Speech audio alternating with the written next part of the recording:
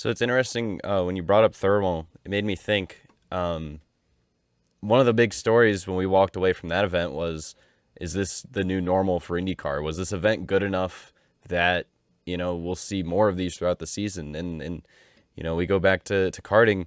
Today we got an announcement that the Badger Kart Club is going to host an event the weekend before the USBKS round, to host a money event on the what would be what we normally call the practice weekend, the weekend before.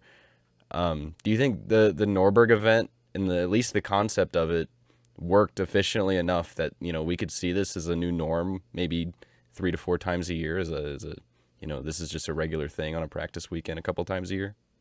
I mean, going into it, a lot of guys are like, hey, before the event even got underway, everyone was excited. Actually, that Badger event, that one I caught wind of, and I think they might have announced a little before today. I know they're starting to push it more.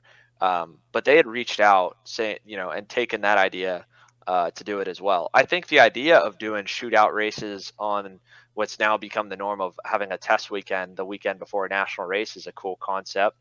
Um, I it'd be better engine wise if they were done the week after, so you could use, yeah, there you go, mid-February. Kyle, stay up to date. Ah, um sorry. yeah.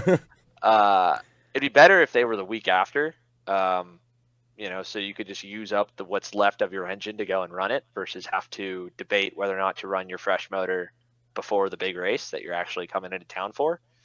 But the concept's cool, and hey, if it draws people out, and that's another boost to help the tracks, feel happy that they're bringing a big race to town the following week and generate some hype, and it's something that they can do to spice up the test weekend and make it fun. That was cool. The other feedback was, because Orlando was still running rentals in the afternoon, the days were like ridiculously long for the teams that would be there at 6 in the morning to start practice at 8, run practice till 2, sit around in the Orlando heat and work on go-karts from 3 to 7, and then go and race 7 to 10, and then go fix stuff after 10 o'clock, and then come back the next day. So it made the days really long, to try and do it under the lights there.